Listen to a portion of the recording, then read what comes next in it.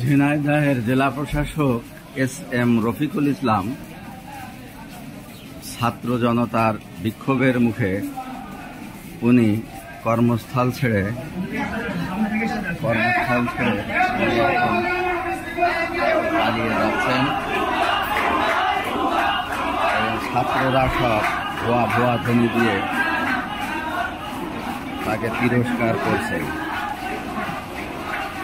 ছাত্রদের অভিযোগ ছিল যে জেলা প্রশাসক ঝিনাইদহের আসার পর থেকে নিয়োগ বাণিজ্য, দুর্নীতি এবং বিভিন্ন এই যে ছাত্র জনতা তারা পালিয়ে যাচ্ছেন জেলা প্রশাসক